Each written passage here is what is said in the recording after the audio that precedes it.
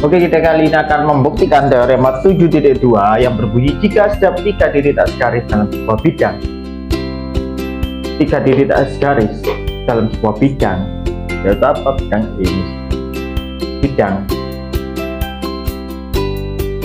berjarak sama dari dua titik yang tidak terletak dalam bidang itu, maksudnya ini sama dengan ini sama dengan ini, ya jadi A ke B sama A ke B sama dan seterusnya. Maka setiap titik yang ada di sini, setiap titik pada bidang itu berjarak sama dari dua titik ini. Jadi setiap titik yang ada di sini pasti nanti akan berjarak sama dengan dua titik ini. Nah, bagaimana cara kita mematematisasikannya? Pertama, kita ketahui bahwa A, B, C terletak pada bidang E, ya kan? Bidang E. Ini adalah bidang E. Dan jadi titik P dan Q tidak terletak pada bidang E, karena dia di luar. Selanjutnya AB itu sama dengan A ke B sama dengan A ke Q, B ke P sama dengan B ke Q, habis C ke P sama dengan C ke Q.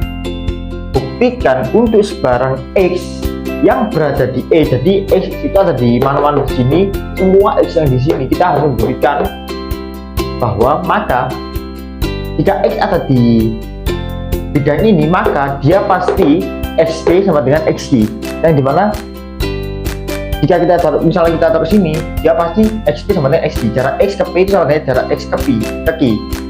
Walaupun kita taruh sini, jaraknya akan tetap, yaitu jarak X ke P itu sama, X ke Q itu sama. Itu yang akan kita buktikan. Nah, bagaimana? Yang pertama, berarti ada garis. Kita bisa lihat di sini kan? Kita bisa lihat di sini. Kan di sini kan ada garis kan, thread dari dua titik dapat dibuat tepat satu garis kan ya. Nah ini kan, nah jadi ada berapa garis? Ada dua garis. Apa aja? DP dan AB. Ada dua garis, DP dan AB. Ya, DB dan AB. Ini postulat satu kan ya. Oke, berdasarkan postulat dari dua titik yang berbeda dapat dibuat satu garis, dibuat tepat ya, dibuat tepat satu garis. Yang kedua, oke, yang kedua di sini kita lihat langkah apa yang akan kita tuju. Nah, yang kedua kita misalkan kan di sini kan ada dua berarti ya. Kalau kita ingin membuktikan untuk semua sebarang X yang ada di sini, berarti ada dua kemungkinan. Kemungkinan X berada pada garis ini, garis AB dan BQ, dan juga X itu di luar keduanya. Jadi yang nomor dua ada dua kemungkinan.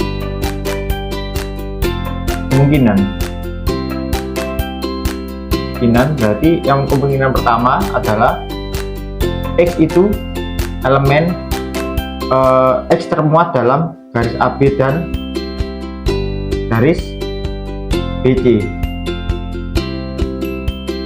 Maaf, atau bukan dan ya, atau garis BC.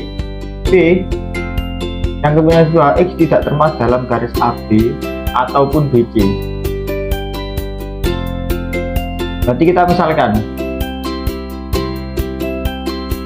langkah ketiga ya, X termasuk dalam atau B.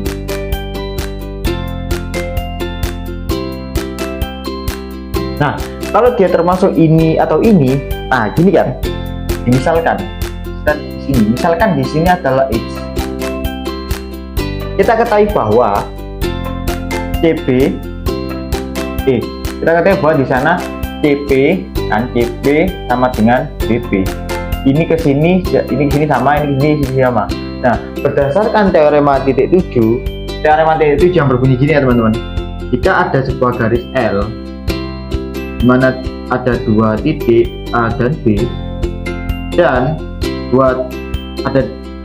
masing-masing berjarak sama dengan dua titik di luarnya, maksudnya berjarak sama. Jadi ini BP sama dengan BD, AB sama dengan AD, masing-masing berjarak sama di dua titik yang berada di luar garis ini, maka sebarang titik di sini pasti berjarak sama di kedua titik ini. Itu teorema 7.1. Maka akibatnya apa? Kalau dia termuat di CB, maka karena CB sama dengan CQ dan BP sama BQ, maka pasti XP sama dengan XQ. Empat ini berdasarkan maaf, kita tulis ini aja, berdasarkan teorema 7.2 kan, berdasarkan teorema 7.2. Nah, ini kan kita ngomongnya ketika dia di CB kan. Nah, kalau di AB sama aja kan, kita katakan bahwa AB sama dengan AG, BP sama dengan BG. Maka kalau kita taruh, misalkan kita taruh di sini X di sini, maka dia pasti berjarak XB sama dengan XG berdasarkan teorema 7.2 seperti itu. Nah, selanjutnya kita punya satu, ketika ya X itu berada pada AB atau BC. Nah, selanjutnya X tidak termuat dalam AB atau BC.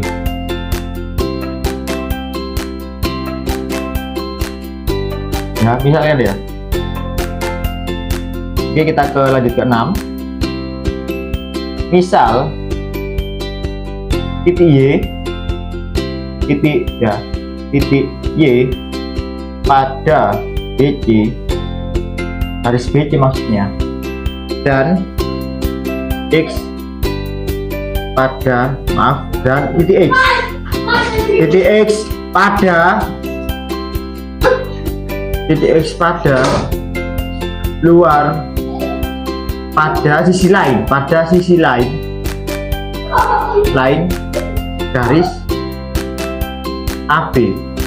Maksudnya gini, berarti misalkan di sini ya, misalkan di sini X di sisi lain AB, ya terserah, bisa di sini di sisi lain AB, ini yang kita taruh di sini. Oke, ya terserah kita nanti mau di sini, tapi itu saya membuat di sini.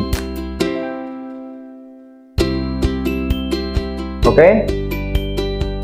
Nah, selanjutnya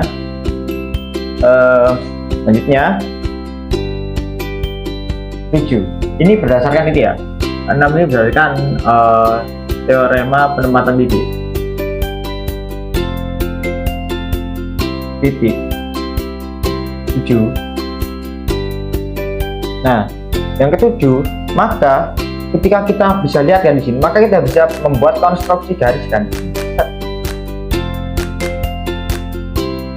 Berarti ada garis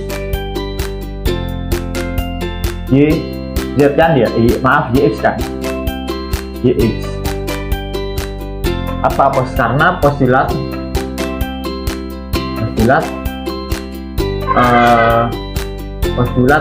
garis. Ini aja biar simpel ya. Nah, selanjutnya kita di sini ada apa lagi yang bisa kita lihat? Di sini ada yang namanya apa? Titik potong. Titik potongnya berupa apa? Titik potongnya berupa Z misalkan. Berarti Z adalah titik potong garis Bahasanya seperti ini berdasarkan teorema postulat bidang. Jadi dia kan AB ini memotong bidang E menjadi dua bidang separuh. Nah, karena ini berada di antara dua bidang yang separuh, Z ini berada di antara dua bidang yang separuh, maka XY, maka berdasarkan postulat bidang YZ YX garis YX memotong garis AB di titik apa? Di titik Z. Misalkan kan kita. Nah, 9 kita bicara di sini. Y itu kan termasuk Y itu termasuk BC kan ya? Termasuk di garis BC. Maka akibatnya YP sama dengan YP sama dengan YQ. Ini 10 kan teorema 7.1. Kenapa 7.1? Karena kan BP sama BC, CP sama dengan CQ kan ya. Akibatnya YP sama dengan YQ. Maaf ini bukan ini YQ. Selanjutnya 12 maaf, Z itu kan elemen garis AB. Maka akibatnya berarti ZP sama dengan ZI, ya kan? Berdasarkan apa? Berdasarkan teorema 12 dan teorema 7.1. Oke, selanjutnya di sini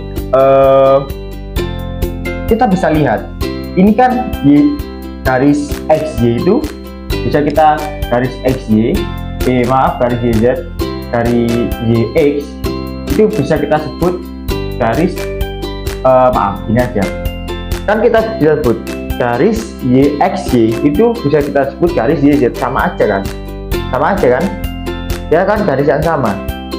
Oke, berarti di sini kita bisa lihat berarti X itu elemen garis bukan elemen, terletak pada garis YZ 14. Nah, karena ya 14, karena YP sama dengan YQ dan ZP sama dengan ZI dan juga X termuat dalam garis YZ, maka bisa kita simpulkan bahwa X itu XP sama dengan XQ jaraknya. Karena ini kan YP sama dengan YQ, ZP sama dengan ZQ, ini berdasarkan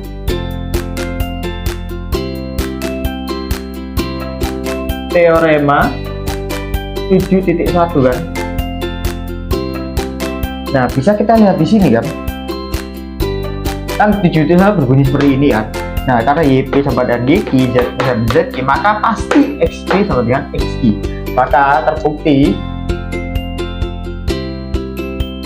Maka terbukti untuk teorema 7.2 maupun dia di garis AB atau CP dan di luar garis BC atau AB yang dimana dia tetap terletak di bidang E, maka pasti terbukti bahwa untuk sebaran